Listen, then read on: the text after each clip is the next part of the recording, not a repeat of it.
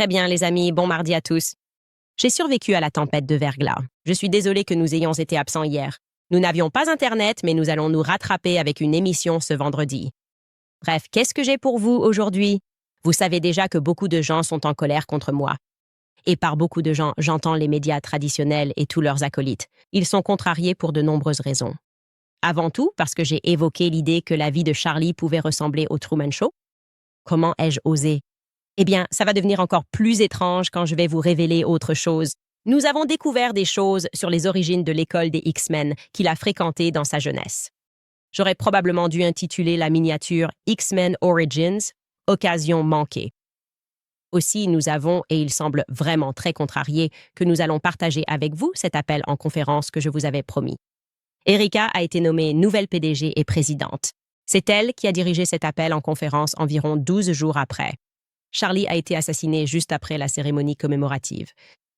Et je vais vous laisser l'écouter pour que vous puissiez vous faire votre propre opinion, car moi, j'ai clairement un ressenti à ce sujet. Ce que c'est exactement, je ne sais pas. Bienvenue à nouveau sur Candace.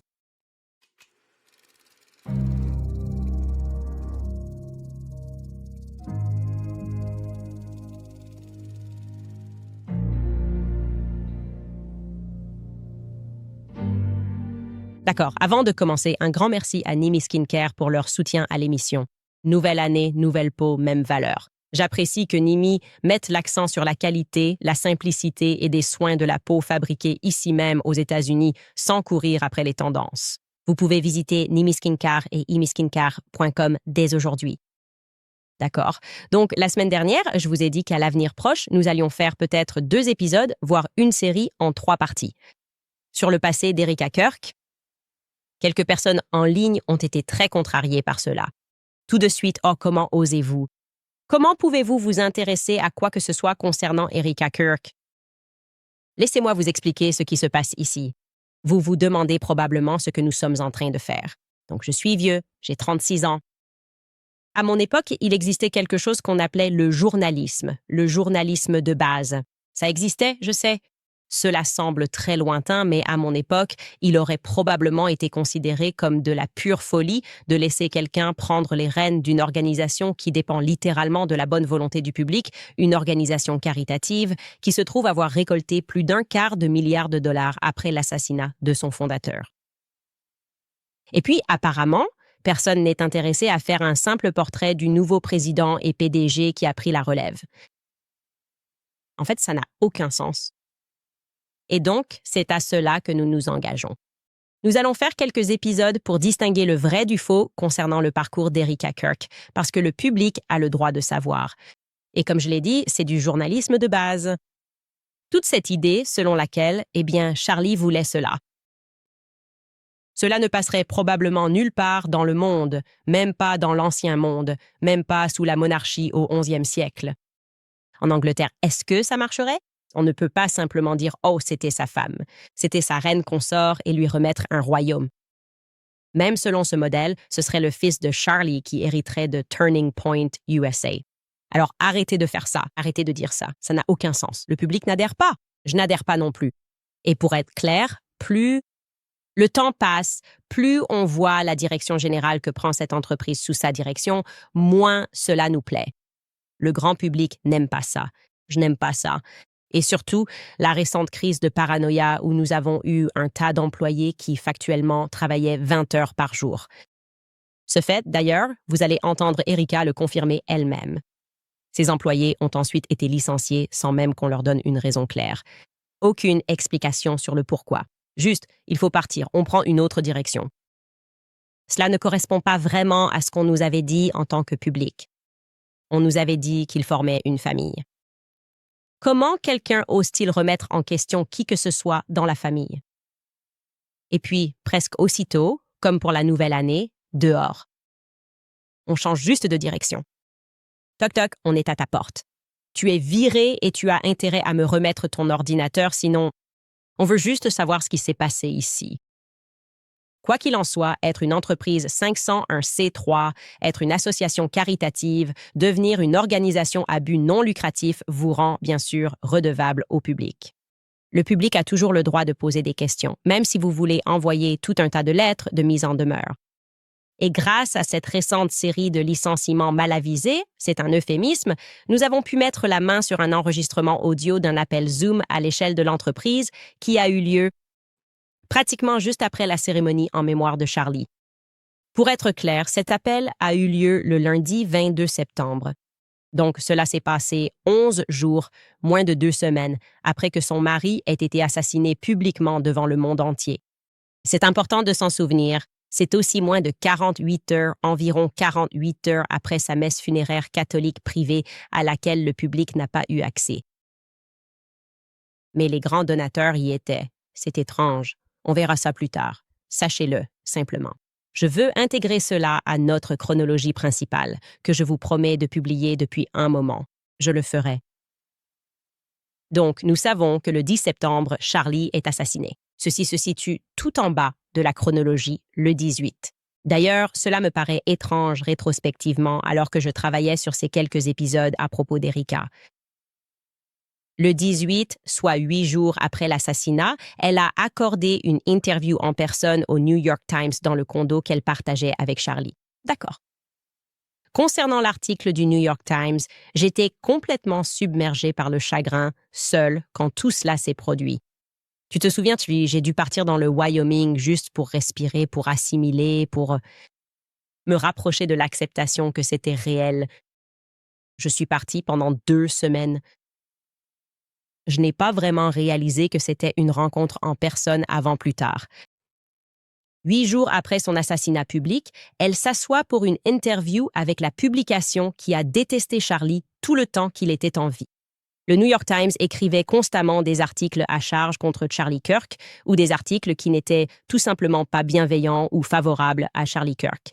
Donc, c'est une décision intéressante. Et toi, en lisant l'article ou en le relisant, parce que quelqu'un t'a dit, tu devrais vraiment revenir sur tout ce qui s'est passé dans les jours qui ont suivi, et tu as un nouveau regard, et c'est très vrai.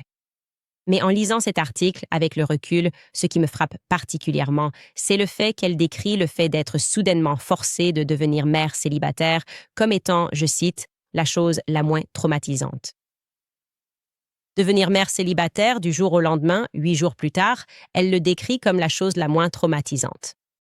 Encore une fois, c'est une citation exacte. Je vais la lire. Vous pouvez la voir. Elle est là en train d'aborder ce sujet. Il parle de l'énergie de Trump et de son ton envers elle lors de leurs appels téléphoniques. Et on peut lire, je cite, d'elle-même, « Le ton du président, a-t-elle dit, était doux et chaleureux. Je voyais bien qu'il avait envie de me prendre dans ses bras. » D'autres ont réagi de la même manière face à Madame Église. Elle doit désormais s'occuper d'une fille de 3 ans et d'un garçon d'1 an. Cette nouvelle vie, Madame Kirk a dit, je cite, c'est en fait la chose la moins traumatisante pour moi depuis... Elle-même a été élevée par sa mère après le divorce de ses parents alors qu'elle était jeune. On est censé faire comme si c'était normal. J'aurais pensé que le moins traumatisant serait plus banal, du genre si Charlie remplissait son réservoir et qu'on lui demandait « Qui va le faire maintenant ?» Elle répondrait « C'est vraiment la chose la moins traumatisante. Je m'en fiche complètement. C'est juste moi qui fais le plein de ma voiture. » Ce serait vraiment la chose la moins traumatisante. Devenir mère célibataire après que ton mari ait été horriblement assassiné. Réaliser que tes enfants vont grandir sans père. Un père qui parcourait le monde et parlait de l'importance de la paternité et relayait les statistiques concernant les jeunes qui grandissent sans leur père à la maison. Je décrirais cela comme très traumatisant. Je pense que, de façon générale, c'est quelque chose de traumatisant et certainement pas la chose la moins traumatisante. Loin de là. Bref, nous en sommes maintenant à la saison 7, épisode 4 de Chacun fait son deuil à sa manière, mais c'est étrange. Maintenant, revenons à cet appel d'entreprise. Est-ce qu'on peut juste revenir en arrière si tu veux remettre ce planning? Désolé, voilà, parfait. Donc, on a ça. Le 10, il est assassiné. Le 18, il y a cet entretien en personne avec le New York Times. Le 20, nous avons la messe funéraire qui a lieu dans une église à 11 heures du matin. Le 21, c'est la cérémonie commémorative publique qui se tient au State Farm Stadium. Et le 22, ce que je n'avais pas encore mentionné, j'ai construit cette chronologie. En arrière-plan, il y a un dîner privé. Je ne vais pas mentionner dans quel restaurant cela se passe, mais les McCoy sont là. Elizabeth, Mikey, Erika, et ils sont de très bonne humeur.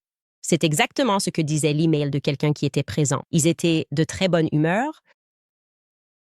D'accord, je veux obtenir ça. Je pense que beaucoup de choses, quand vous allez entendre cet enregistrement que je m'apprête à vous faire écouter, encore une fois, je n'essaie pas d'influencer votre opinion, mais je vais vous donner la mienne parce que c'est mon podcast. J'ai le droit de le faire. Je veux quand même vous rappeler que Charlie n'est pas mort depuis 2 semaines. C'est à cela qu'il faut revenir. Même pas 2 semaines après que Charlie ait été assassiné publiquement, ce n'était pas une mort normale. Il n'a pas... Nous avons dû regarder ça. Nous avons dû assister à cela visuellement. Maintenant, l'intégralité de cet appel que nous n'allons pas diffuser dure 15 minutes. Je vais essayer de trouver comment le publier directement sur mon fil X. Mais je veux m'assurer que nous le contextualisons correctement et équitablement. Donc, nous ne faisons pas de sélection. Nous ne coupons pas cela pour le drame. L'objectif évident de cet appel pour le présenter est d'introduire Erika. C'est une nouvelle dirigeante. Sans même la présenter, elle dirige simplement cet appel, mais il est évident qu'elle sera aux commandes, donc ils apprennent à la connaître. Et elle commence l'appel en remerciant l'ensemble. Merci à l'équipe de Charting Point USA pour son travail lors de la cérémonie commémorative. Alors écoutons. Salut à tous. J'adore toujours autant tous ces emojis sur Zoom. Ouais. Je ne sais même pas par où commencer. Le fait que nous ayons réussi à organiser un événement du siècle, c'est tout simplement incroyable. Nous avions Il y avait environ 275 000 personnes qui étaient présentes et le stade était absolument plein à craquer. C'était à Westgate et je vous assure que l'ambiance était vraiment dingue et totalement incroyable. Et ensuite, vous avez... Était-ce 100 millions? Vous tous qui avez entendu l'Évangile et tout ce qui concerne Charlie et tout ce que vous faites. Et le travail acharné de Turning Point USA est incroyable. Nous avons eu des milliers de personnes qui se sont inscrites pour voter. Je crois qu'on a dépassé les 200 000 pour les ventes de produits dérivés. Ne me citez pas là-dessus, parce que j'ai l'impression que ça ne cesse d'augmenter de façon folle. Mais je voulais juste dire un immense, immense, immense merci à l'équipe événementielle, à l'équipe de développement, à l'équipe de design graphique, à l'équipe de production. Juste phénoménal. Leur travail incroyable pour préparer le mémorial. Et honnêtement, une grande partie de tout ça, le personnel qui a travaillé sur le mémorial a fait des journées de 20 heures pendant 1 semaine alors que nous étions en deuil de la perte de mon mari. Et honnêtement, je sais que plusieurs membres du personnel n'ont même pas dormi. Encore une fois, vous êtes vraiment des anges sur Terre. Et je vous suis tellement reconnaissante à tous. Et évidemment, un immense merci à l'équipe Mosaïque. Z, vous êtes vraiment 10 sur 10. Vraiment, il n'y a pas mieux. Nous avons l'équipe la plus incroyable. C'est un fait. Et vous le savez, et vous en faites tous partie. Et je suis tellement, tellement reconnaissante. Et si jamais vous croisez l'un de ces membres du personnel dont vous savez qu'ils ont joué un rôle dans tout cela et que vous savez qu'ils y ont consacré beaucoup de temps et d'efforts, dites-leur simplement merci. Il y a quelque chose de vraiment spécial à voir dans des moments comme celui-ci. Et ce n'est pas facile. Je parle d'expérience. Je suis en plein dedans avec vous. Donc, le fait de dire simplement merci, ça compte. Je me fiche que certains d'entre vous aient eu des différends dans le passé ou aient des problèmes avec quelqu'un. Peu importe que quelqu'un ait dit ceci ou cela. Si vous avez ce genre de choses, s'il vous plaît, laissez-les de côté. Mon mari est mort. Je ne veux pas être morbide, mais il est mort. Et cela remet la vie en perspective, à quel point elle est courte. Et les relations aussi. Et Dieu met des personnes sur votre chemin pour une raison. Cela vous enseigne une leçon et cela leur en enseigne une aussi. Donc, si vous traversez une période difficile, laissez tout cela derrière vous et allons de l'avant. Turning Point USA 2.0 avec Charlie dans nos cœurs. Et c'est ce qu'il aurait voulu. D'accord. Donc, je regarde juste le chat ici et vous réagissez en direct exactement comme je l'ai ressenti en écoutant cela en direct. C'est le ton général qui est dérangeant. C'est le rire qui met mal à l'aise. Encore une fois, cela ne fait même pas 2 semaines que nous avons vu votre mari se faire assassiner. On parle de chiffres et de statistiques qui ont été atteints. Et mon mari est mort, sans vouloir être morbide. C'est une phrase que j'ai prononcée alors que ce n'était pas mon mari et je n'avais aucune, ce genre de relation qu'elle avait avec lui qui m'aurait permis de dire une telle chose. Lisa, je veux dire, s'est passée assez vite à la phase d'acceptation. Phase d'acceptation. Maintenant, on sait que chacun fait son deuil différemment. Dans mon imagination, je pensais juste qu'elle serait plus bouleversée. Et je veux être claire, l'ambiance générale de cet appel est extraordinairement positive. C'est extraordinairement joyeux. Mais bien sûr, en tant que PDG et présidente, elle doit aborder l'éléphant dans la pièce, l'éléphant morbide, si l'on peut dire. Parce que c'est une obligation. Vous avez une nouvelle PDG. Les employés travaillent 20 heures par jour. Mais aussi, leur fondateur, Charlie, a été assassiné publiquement il y a moins de 2 semaines. Il faut en parler. Et vous allez l'entendre aborder ce sujet en rappelant aux employés que, tout au long de ces longues journées de travail, ils ont bénéficié de ressources suffisantes pendant qu'ils travaillaient. Écoutez bien. Je suis simplement reconnaissante que, alors que les choses étaient encore en mouvement et changeaient, nos équipes de direction aient pu vous fournir des conseillers, des pasteurs. J'ai entendu dire qu'il y avait des chiens de thérapie. Je suis un peu jalouse de ne pas avoir pu passer un moment avec un chien de thérapie. Le petit déjeuner, j'étais vraiment déterminée à m'assurer que nous payions vos vols pour que vos conjoints puissent être présents. C'était quelque chose qui me tenait à cœur. On ne veut pas faire son deuil seul. Personne n'est censé faire son deuil seul. Ce n'est pas sain.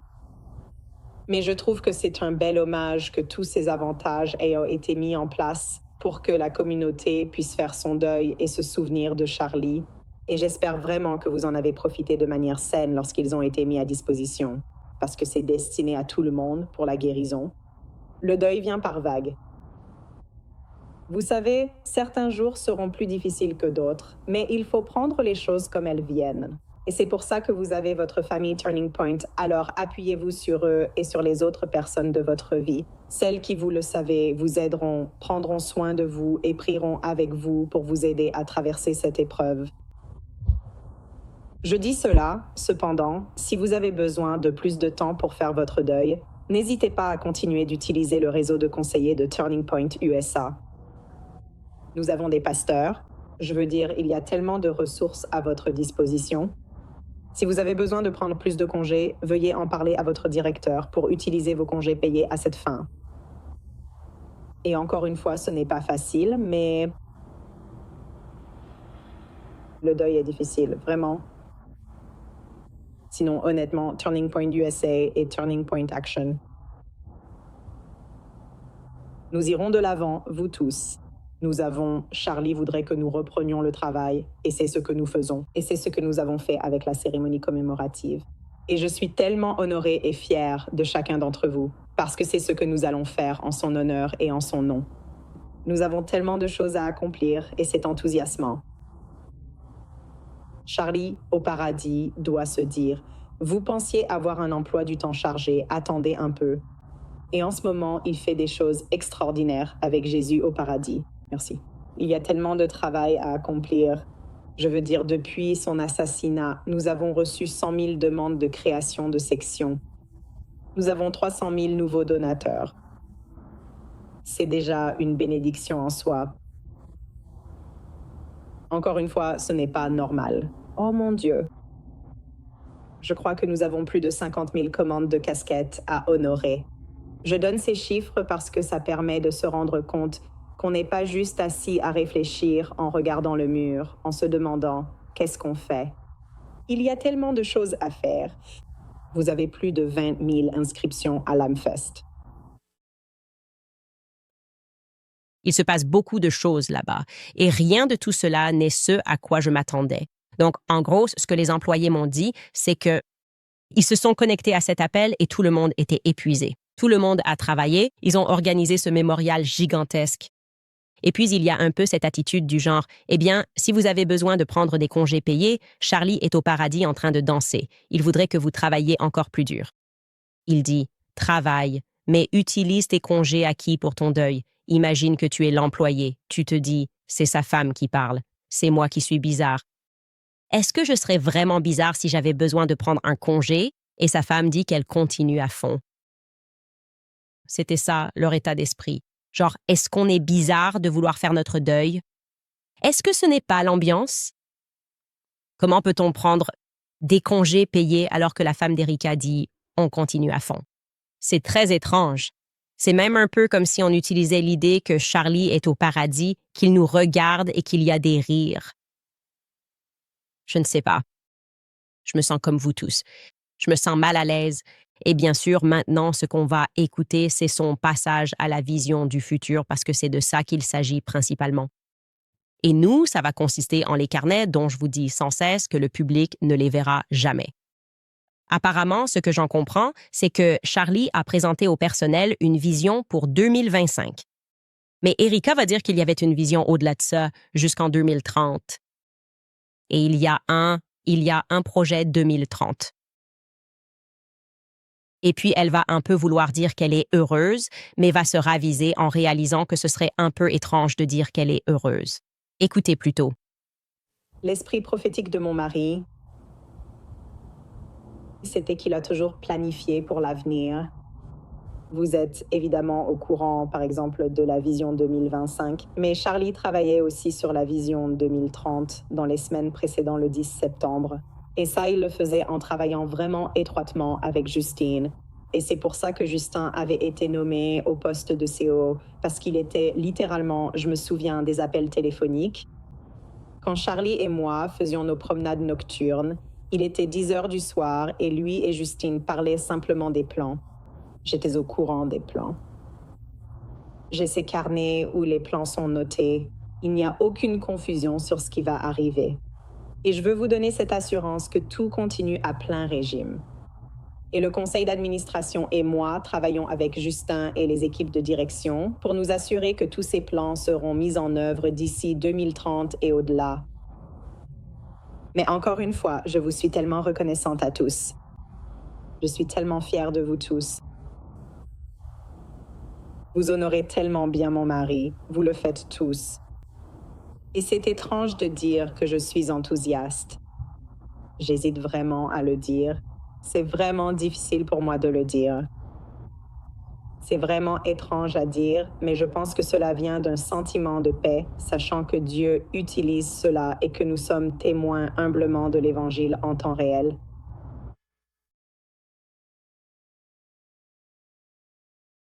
Je ne sais pas quoi dire. Elle ne veut pas dire qu'elle est heureuse, je ne veux pas dire que je suis heureux, mais d'où cela vient, je vais expliquer ce bonheur. Je pense que cela vient de la paix, parce que nous sommes témoins de l'Évangile en temps réel. Tout ça me donne la chair de poule. Ça me donne vraiment la chair de poule. Je vais quand même le dire. Vous pouvez aller trouver votre commentateur qui vous dira que chacun fait son deuil différemment. Non, c'est nous. C'est moins de 2 semaines après que Charlie a été assassiné publiquement. Ça ne me semble pas juste. Ça ne semble pas juste, je dirais, pour la majorité des gens. Ça ne semble pas juste, sachant qu'ils sont joyeux lors de dîner. Et encore une fois, c'est à ce moment-là que des gens qui ne connaissaient même pas Charlie n'arrêtaient pas de pleurer et m'envoyer des emails. Nous ne nous sommes jamais rencontrés. Charlie, qui ne savait même pas ce qu'était Turning Point USA parce qu'ils ont vu son assassinat, n'arrivait pas à arrêter de pleurer ni à se ressaisir. Ce n'est pas l'émotion que l'on ressent là-bas. Comme je l'ai dit, tout l'appel est enjoué. Et même les moments où l'on parle du deuil, cela ressemble à une obligation. C'est comme, tu sais, c'est fini, tu as les chiens et ce que Charlie veut, c'est que tu travailles maintenant. Et c'est ainsi que les employés à qui j'ai parlé qui étaient sur cet appel se sont sentis. Mon hypothèse, d'ailleurs, la raison pour laquelle j'en parle maintenant, c'est à cause de mon hypothèse. En regardant tout ce qui s'est passé, mon hypothèse était qu'elle essayait vraiment de comprendre les choses. J'ai supposé dans le silence, tu vois, elle ne faisait pas d'interview à ce moment-là. J'ai supposé qu'elle ne pouvait pas sortir du lit. J'ai supposé qu'elle ne pouvait pas relever la tête. Et j'ai trouvé que les gens étaient injustes. En jugeant ses tenues et en jugeant s'ils aimaient ou non la façon dont ses cheveux étaient coiffés. Je me suis dit, d'accord, elle va parler on s'attend à ce qu'elle prenne la parole lors de la cérémonie commémorative. Je trouvais que le public était injuste. Maintenant qu'on commence à avoir une vision plus interne de l'organisation, Les employés qui ont été licenciés me disent que non, c'était tout le contraire. Elle était au bureau tous les jours avec Stacey Sheridan, elle courait partout avec Stacey Sheridan, elle passait des appels avec Stacey Sheridan. C'est en gros la responsable de la collecte de fonds pour Turning Point USA. Donc ce que j'avais imaginé dans ma tête ne se passait tout simplement pas. Il y a quelque chose qui cloche. C'est ce que j'aimerais dire.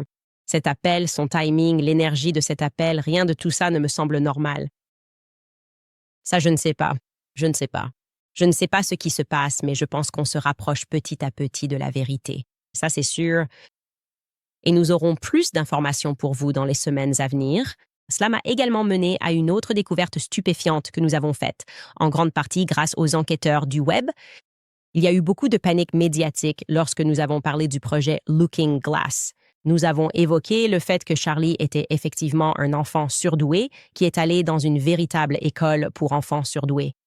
Je vous ai aussi dit que les lampadaires s'éteignaient quand il courait. Il y a tout un terme pour ça. Apparemment, beaucoup de gens vivent avec ça. Nous avons vu cela dans la section des commentaires. Et qu'est-ce que tout cela signifie? Dans mon épisode, j'ai avancé l'idée que l'armée gardait un œil sur, entre guillemets, les enfants du programme GATE, les enfants surdoués, appelés différemment selon les cas, mais, pour le dire plus largement, les enfants qui participent au programme GATE.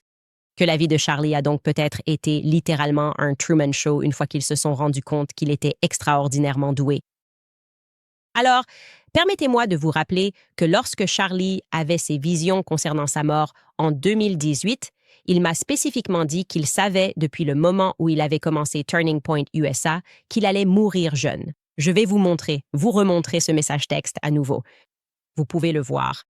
Littéralement, il écrit « Depuis le début de Turning Point USA, j'ai su au fond de moi que je pourrais être éliminé à tout moment. Je ne peux pas l'expliquer, mais j'en rêve tout le temps, vraiment tout le temps.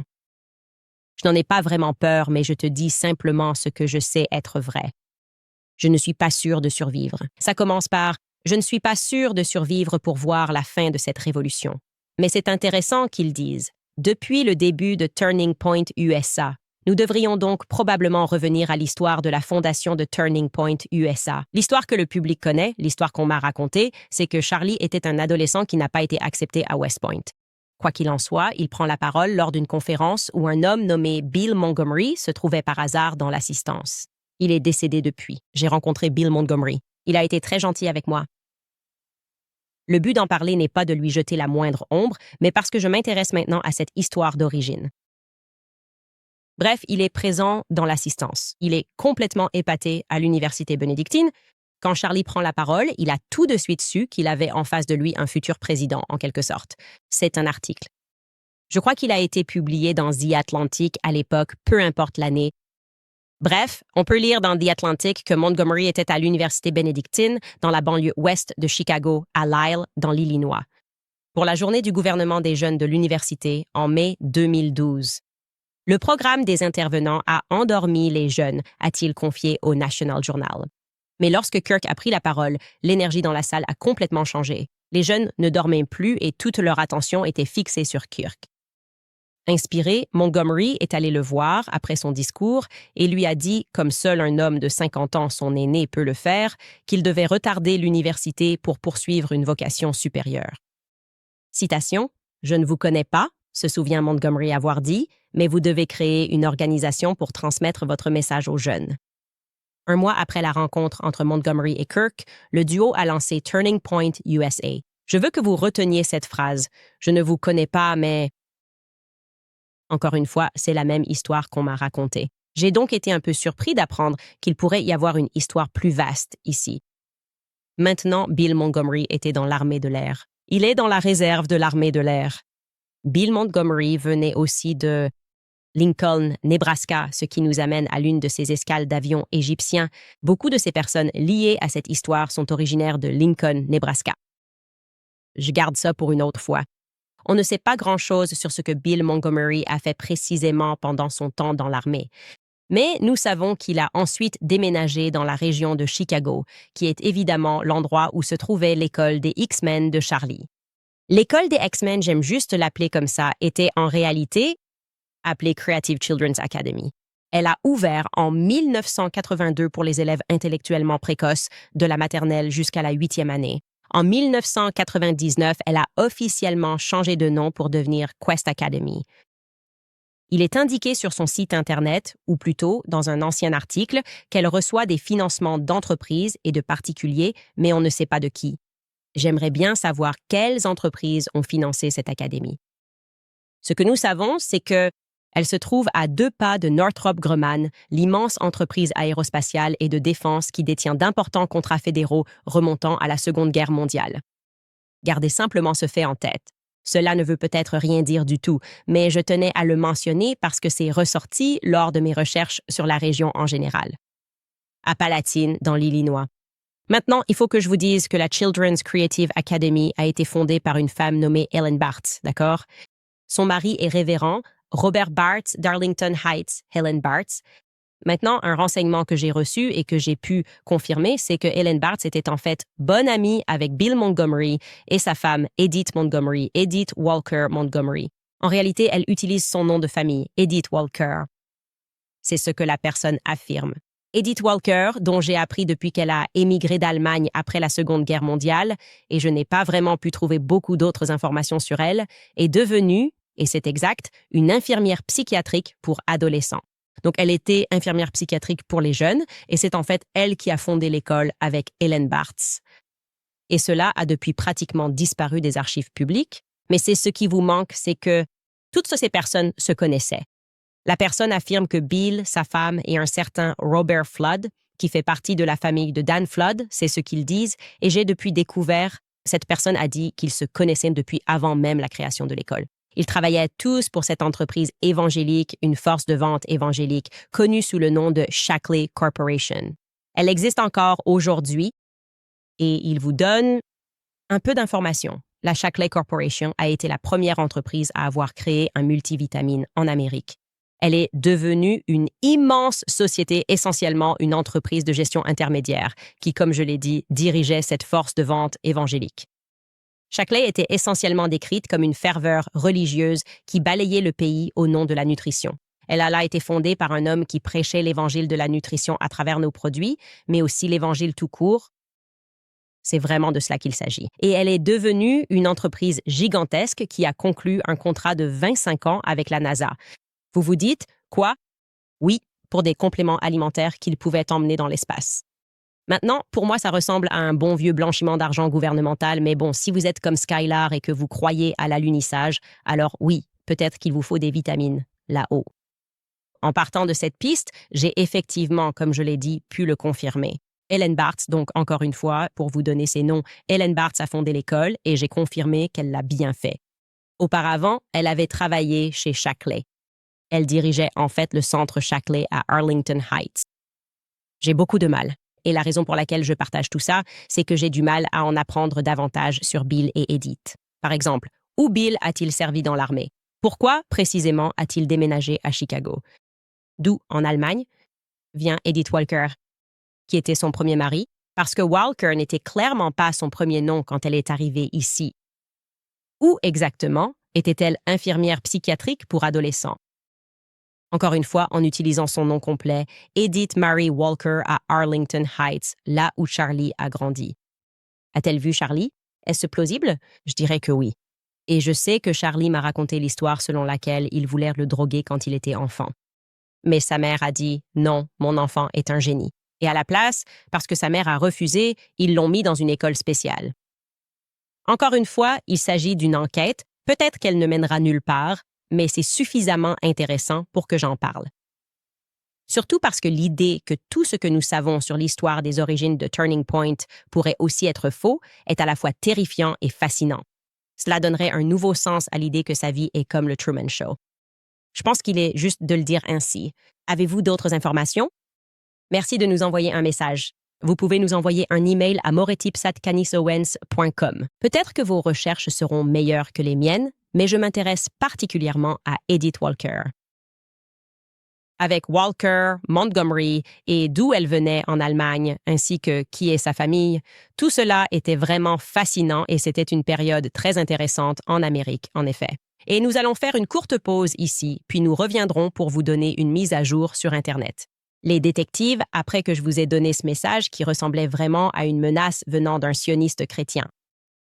Très bien, vous tous, Nimi Skincare est la raison pour laquelle je change rarement, voire jamais, ma routine de soins de la peau. Il y a une pression, surtout au nouvel an, pour tout changer. Nouvelles habitudes et routines. Cela vaut aussi pour la peau. Mais selon moi, l'efficacité à long terme vient de la constance, pas du changement perpétuel. C'est comme ça que je vois les soins de la peau. Je ne change pas de marque, ni ne suis les nouveautés. Je reste fidèle à Nimi car c'est clean, simple et adapté à ma routine durable. Nimi Skincare est américain et privilégie la discipline aux tendances. L'hiver agresse votre peau, le froid et l'air sec l'épuisent. Ce n'est pas le moment d'expérimenter ou de compliquer les choses. C'est à ce moment-là que la stabilité compte vraiment plus que la nouveauté. Et rester fidèle à Nimi Skincare m'a apporté exactement cela. Si vous voulez en savoir plus, vous pouvez les trouver sur nimiskincare.com. Et si vous utilisez mon code Candice10 lors du paiement, vous économiserez 10% supplémentaire sur votre commande. C'est nimiskincare.com. Parlons de Pure Talk.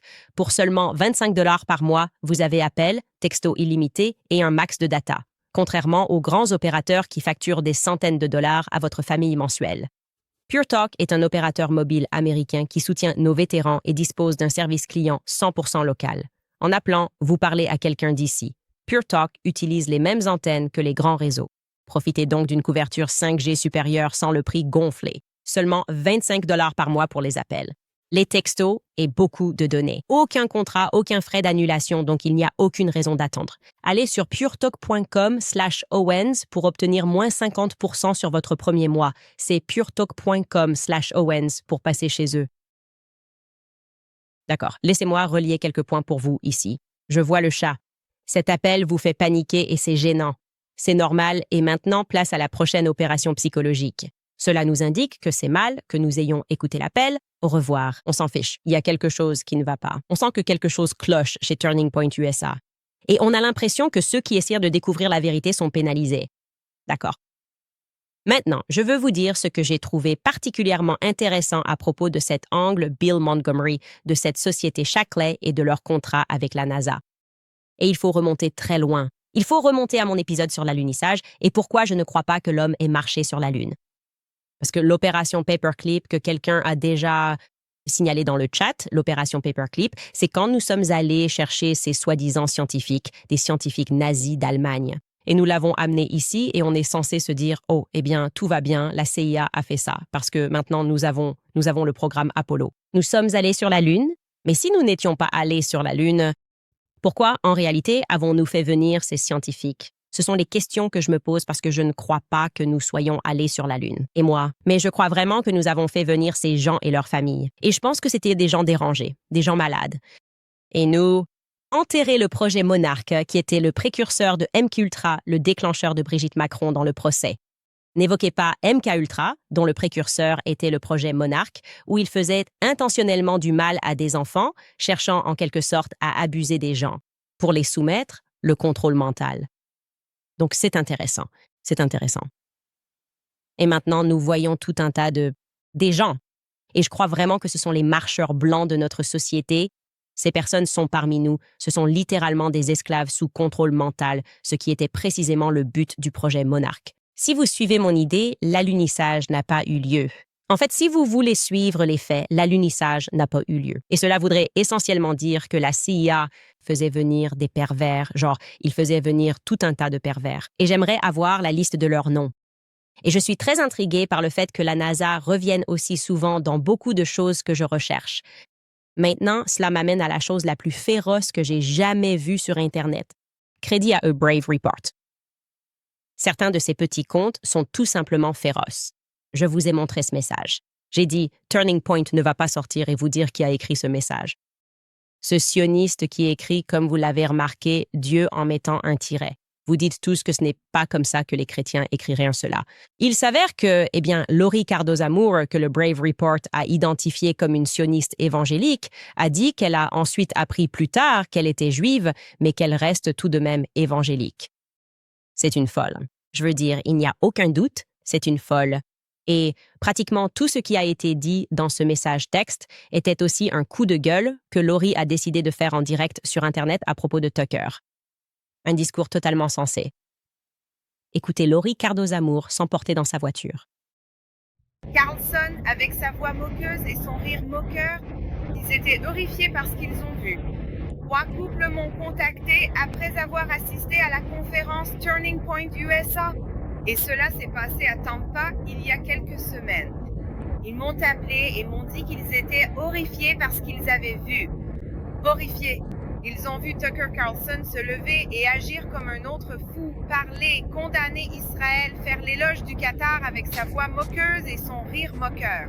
Donc, Tucker prend la parole à cette conférence à Tampa TPUSA et juste après lui, c'est Michelle Bachmann qui intervient. Michelle a 5 minutes pour exposer les raisons pour lesquelles nous devons soutenir Israël. À ces jeunes de DUSA. Quand elle commence à parler, lors de cette conférence sur le soutien à Israël et les raisons pour lesquelles l'Amérique devrait se ranger du côté d'Israël, le public a commencé à la huer. Je lui ai parlé personnellement. Elle a déclaré que 10% des personnes présentes dans la salle se sont levées et l'ont laissé tomber. C'est honteux. Puis Charlie Kirk. C'est son événement. Il est responsable de ce que les gens disent et font. Se lève-t-il pour condamner Tucker qui a raison? Tucker pour ce qu'il a dit à propos d'Israël et à quel point le Qatar est dangereux pour nous?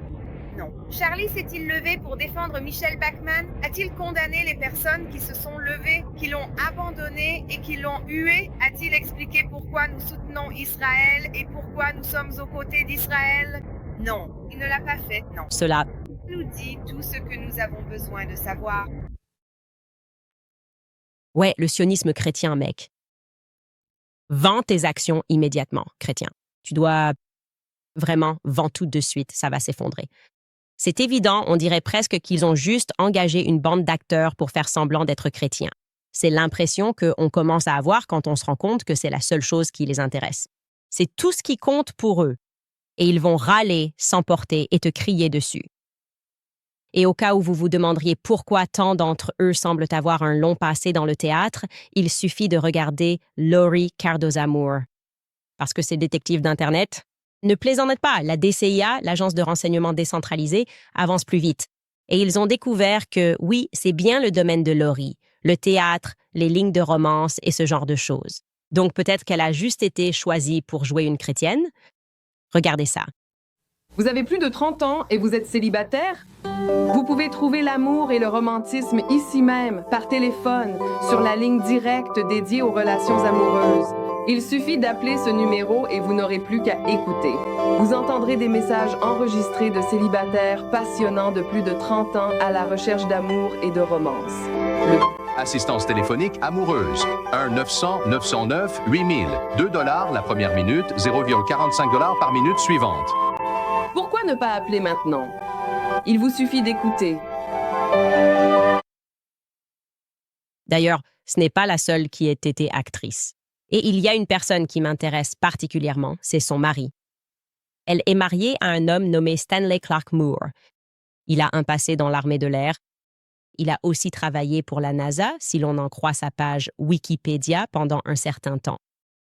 Mais on sait peu de choses sur lui, à part le fait qu'il a grandi sur des bases de l'armée de l'air, qu'il a obtenu son diplôme de lycée au Texas, à Humboldt, Texas.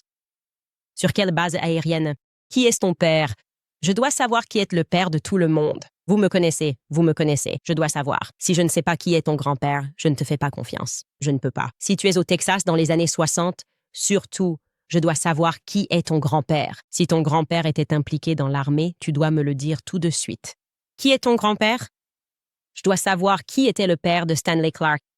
Alors, détective d'Internet, à vous de jouer. Quelle base aérienne?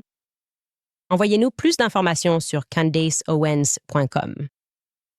J'ai l'impression que c'est important d'une certaine manière. Et il y a tout simplement beaucoup de liens avec l'armée dans tout ça, partout. Je veux dire, même parce qu'on est un peu partout, quelqu'un m'a envoyé un message pour me le dire, que Turning Point tourne leur publicité du Super Bowl ici au Tennessee, à Nashville. Et ils travaillent avec cette entreprise dont le PDG vient de Lockheed Martin. C'est partout et il y a des connexions militaires partout, tout le temps. Et j'ai un peu l'impression que la secte militaire est au pouvoir depuis lors. LBJ a aidé à assassiner JFK, l'a piégé, puis, je pense, a fait le ménage et placé ses hommes dans l'armée. C'est ce que je ressens. Bref, pas à la base, évidemment. Il y a plein d'hommes et de femmes américains courageux qui servent, mais servent qui? C'est la question. Bref, je voulais juste commenter très rapidement parce que des gens m'ont interpellé à ce sujet sur Kanye qui a pris une page entière dans le Wall Street Journal pour s'excuser. Kanye s'est aussi expliqué auprès de Vanity Fair ou a répondu à des questions pour Vanity Fair à propos de ses excuses et de savoir s'il les pensait vraiment. Il parle de son épisode bipolaire, dit qu'il prend de nouveaux médicaments, que 2024 a été une année difficile pour lui et que ce n'est pas un coup de communication, qu'il est vraiment désolé envers les personnes qu'il a blessées. Je veux juste dire ça de façon générale parce que ça revient tout le temps. Il y a toujours ce truc Candace Ye. J'adore Ye. C'est comme un frère pour moi. Je ne tournerai jamais le dos à Ye. Je suis là pour Ye en toute saison. Lui et moi sommes d'accord sur beaucoup de choses et en désaccord sur beaucoup d'autres, tout le temps. S'il veut présenter ses excuses aux personnes qu'il a blessées personnellement, il est libre de le faire. Et bien sûr, pour les gens qui essaient maintenant d'interpréter cela et de l'associer et de dire, comme Candace, cela n'a absolument rien à voir avec mes opinions sur Israël, les gens qui massacrent des enfants en masse. Donc, je soutiens Ye dans tout ce qu'il fait, tu sais. Et si jamais je ne le soutiens pas sur quelque chose, je lui en parlerai directement. Je voulais donc préciser cela parce que des gens me demandaient « Qu'est-ce que tu penses de tout ça ?» C'est Ye. Ye est toujours en train de faire quelque chose, ce qu'il veut. Et la raison pour laquelle lui et moi nous entendons si bien, c'est parce que chacun reste soi-même et que Candace reste Candace. C'est comme ça que ça marche. Bref, nous allons faire une petite pause, puis je répondrai à certains de vos messages dès que je verrai que la conversation s'anime. Sur ce, concernant l'appel que nous venons de diffuser, cet appel Zoom. Très bien, il y a actuellement une guerre contre la vérité. Vous le ressentez et moi aussi. Et bien sûr, leur plus grande arme, c'est l'algorithme. Ils réécrivent l'histoire, ils redéfinissent la morale pour l'adapter à un agenda laïque et brisé qui a complètement effacé Dieu de la conversation. C'est pourquoi j'utilise Magisterium AI, parce qu'il ne s'agit pas seulement du passé. Il s'agit de savoir comment vivre aujourd'hui. Je parle des questions les plus difficiles auxquelles nous sommes confrontés, des questions sur la souffrance, le mariage et le sens de la vie.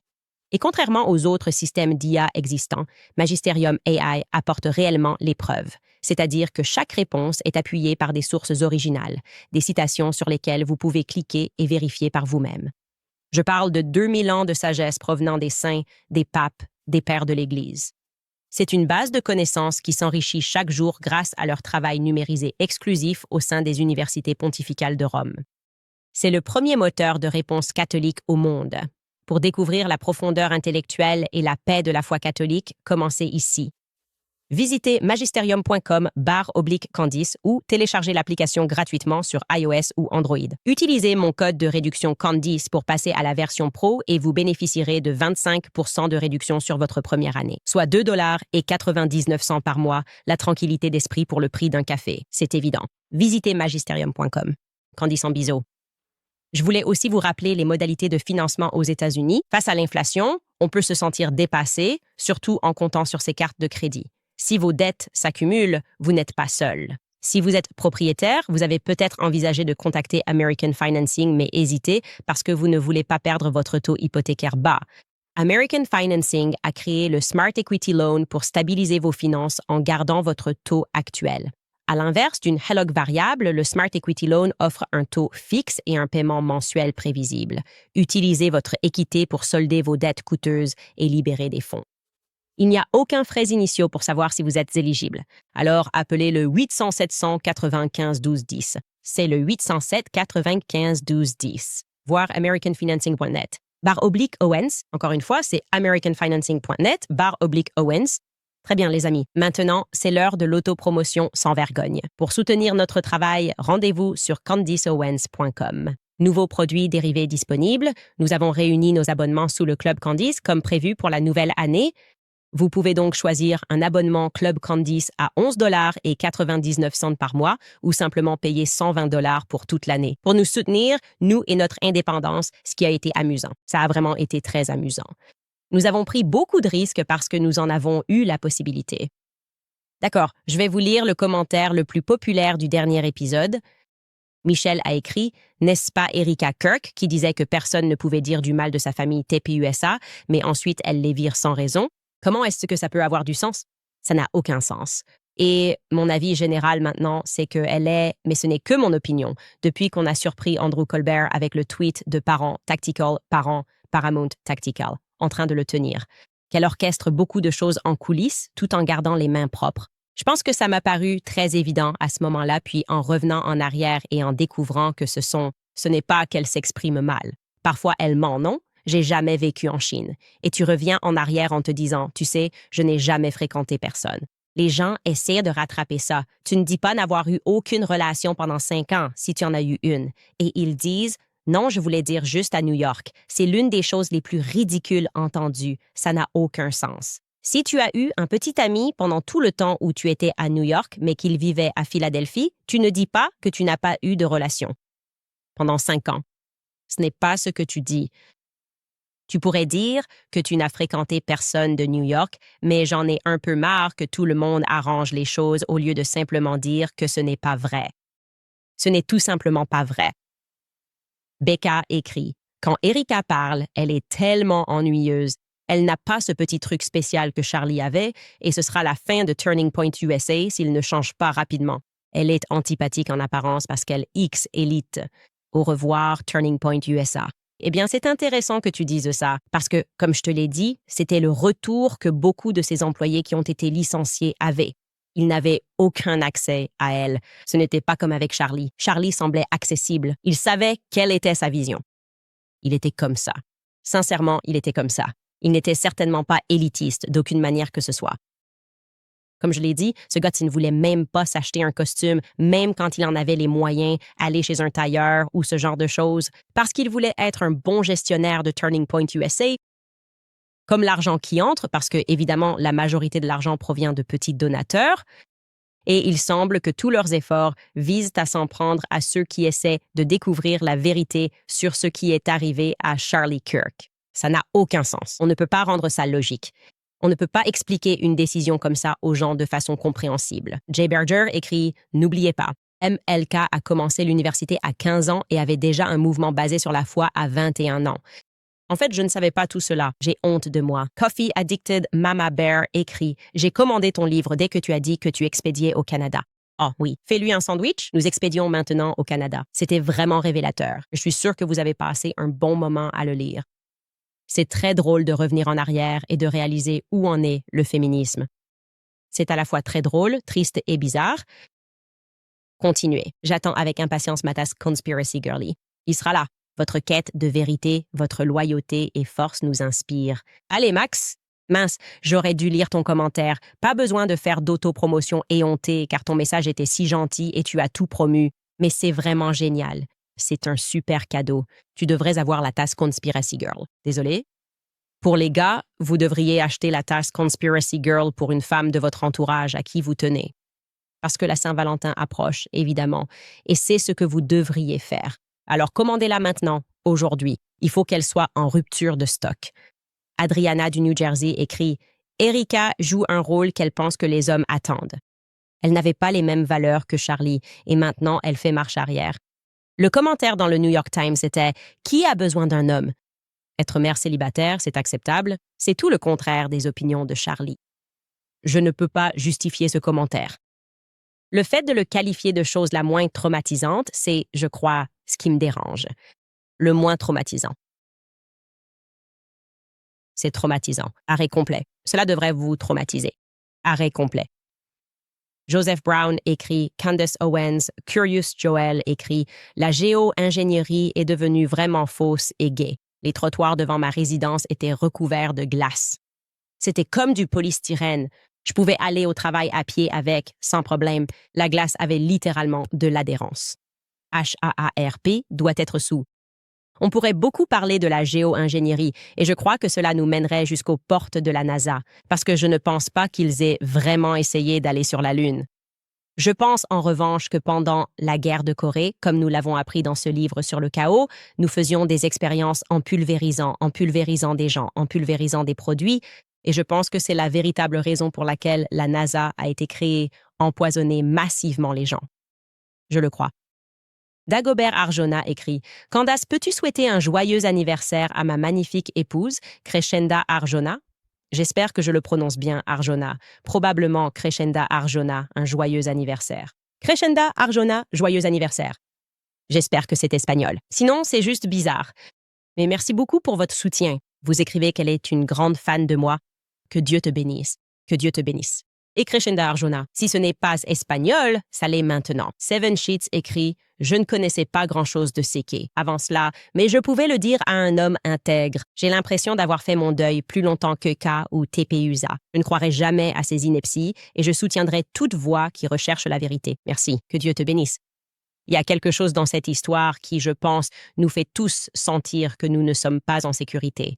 Si on a pu faire ça à Charlie alors qu'il jouait le jeu et s'en sortir, qu'est-ce qu'on fait tous? On devrait juste se révolter à toute heure du jour. Je ne peux même plus écouter quoi que ce soit que Trump dit. Je ne me soucie plus de rien du tout. Je me dis juste, tais-toi, je déteste tout le monde. Vous êtes tous des faux. Vous êtes tous des acteurs, en fait. C'est comme ça que je me sens. Je les considère tous comme des acteurs de mauvaise foi sur la scène politique. Et rien n'est sincère. Un comique, Nick écrit « J'ai dit ça la semaine dernière et j'ai besoin de l'avis du monde entier là-dessus. Mais pourquoi Charlie Kirk n'aurait-il pas dit à Erika Kirk qu'ils allèrent le tuer, à moins qu'il n'ait eu peur qu'elle fasse partie de l'affaire de eux? À moins qu'il n'ait eu peur qu'elle fasse partie de eux, c'est tout ce à quoi je pense quand je la vois. Si Trubis est maléfique, eh bien, pour être charitable, on pourrait aussi imaginer un scénario peut-être plus chevaleresque où les hommes ne veulent pas que leurs femmes s'inquiètent de certaines choses. Parce qu'il y a certainement eu des choses que, et encore une fois, c'est une interprétation charitable, mais que mon mari ne m'a pas dites avant coup. Je me dis, quoi? Tu gardais ça pour toi indéfiniment, comme un soldat? On était en train de gérer ça, ou peu importe, et il a juste géré la situation, puis me l'a dit après. Donc ça pourrait simplement te donner une autre perspective là-dessus. Il aurait pu ne pas lui en parler pour cette raison. Je suis moins enclin à croire qu'Andrew Colbert et Dan Flood ne lui ont pas dit par la suite et qu'elle ait dû se fier à ses messages textes, que ce ne serait pas la première chose que les fédéraux demanderaient lors de l'enquête. Et est-ce que Charlie avait des craintes et qu'il n'aurait pas informé ses proches de ces choses-là, surtout Dan Flood? Comme elle est présidente et directrice générale, elle pourrait donc, en théorie, simplement prendre ses messages textes et les lire si elle le voulait. Oui, c'est moins crédible que le fait que Charlie n'aurait peut-être pas voulu lui dire la veille au soir. Cecily écrit « Je suis tellement désolée d'apprendre cela à Candace. Mon cousin est décédé une semaine après Charlie, et c'est encore tellement difficile pour moi de dire qu'il est parti, d'en parler. Je n'imagine pas qu'il puisse y avoir autant de joie dans ma voix. Je suis vraiment désolée pour vous. Tu as tellement aimé et pleuré, Charlie. Je crois que je me sentais un peu comme les employés. Qu'est-ce que je fais de mal que je dois partir et pleurer longtemps? » Et j'ai pleuré en direct, ce qui, enfin, ne m'était jamais arrivé auparavant. Et tous les autres semblaient tout simplement euphoriques. C'est la seule façon de le décrire, comme une sensation d'euphorie. Quand cette personne a dit qu'elle était joyeuse et euphorique au restaurant préféré de Charlie, que j'ai choisi de ne pas nommer, c'est exactement ce que j'ai ressenti en écoutant l'appel. Et je me dis juste, les gars, ça fait moins de 2 semaines que c'est arrivé. Cette émotion ne devrait pas être possible. En réalité, cela ne devrait pas être possible, à mon avis. Maria R. écrit « Hey, Jolly Valley Girl, oh, pardon, sa Jolly Valley Girl ». Le ton enthousiaste à l'idée de parler de chiffres et d'objectifs commerciaux est super gênant et bizarre. C'est au-delà d'un simple comportement de deuil différent. Nous avons tous un instinct humain commun pour ressentir ces choses-là. Je t'aime, Candice de Vegas. Et là-dessus, je suis d'accord avec toi, ils essaient de déformer les choses. Il n'y a aucune forme de communauté. Ils nous font un peu le coup du MoMA. Le MoMA, c'est l'art moderne. Quand tu vas au musée du MoMA, il y a une toilette avec des gribouillages partout dessus. Il y a des graffitis dessus. Et ils disent, c'est de l'art. L'art est dans l'œil de celui qui regarde. C'est comme ça, ce n'est pas de l'art. Peu importe combien de fois tu le dis, ce n'est pas de l'art. Il existe bel et bien une beauté objective. Et ça, ce n'en est pas, mon ami. C'est une toilette. Et tu essaies juste de voir si tu peux m'y amener. On dirait qu'on est au MoMA. Et ils disent, chacun fait son deuil différemment. Certaines personnes vivent leur deuil dans la joie et le rire, parce que ça fait du bien, parce que ça vient par vagues. Et c'est comme, non, je ne pense pas. Je comprends même le fait de devoir travailler pour surmonter les choses. Je suis quelqu'un qui doit travailler pour traverser les épreuves. Mais ce n'est pas cet événement-là. Même pour ça, devoir surmonter quelque chose, devenir accro au travail, parce qu'il faut gérer l'émotion de voir quelqu'un que tu connais et que tu prétends aimer. Être assassiné publiquement. Il faut faire face à ça. Et je vais dire que, en règle générale, il faut plus de 2 semaines pour sortir du lit, pour faire les choses. Je ne sais pas. Ce serait mon avis. Mais qu'est-ce que j'en sais? Qu'est-ce que j'en sais? Juste des droits heureux et penser qu'au 10 septembre, tout ce à quoi je pensais, c'était à quel point c'était vide. Et à quel point Erika devait se sentir terrifiée et combien j'étais triste pour ses bébés. À quel point il est ironique que la crise puisse continuer, Candace. C'est aussi pour ça que je pense qu'il était important de partager son appel parce que nous étions tous là à penser ça. Pour ceux d'entre nous qui ne l'ont pas immédiatement trouvée suspecte d'une quelconque manière, nous avons supposé que c'était ce qu'elle traversait. Et maintenant, cette supposition a été écartée et c'est quelque chose que nous devons tous maintenant digérer. Et comme je l'ai dit, il y a beaucoup plus d'informations qui vont sortir. Parce que je pense que beaucoup de ces employés réalisent que c'était une secte. Et je veux dire, c'est presque comme s'il y avait une opération psychologique menée contre eux. C'est comme, si vous avez besoin d'utiliser vos congés payés, nous comprendrions. Mais la femme, elle, fonce à toute allure. Mais si vous avez besoin de prendre ce congé, vous l'avez mérité. Vous devez le prendre. Faire le deuil de quelqu'un qui n'est pas votre mari, c'est très bien. Ça semble délicat.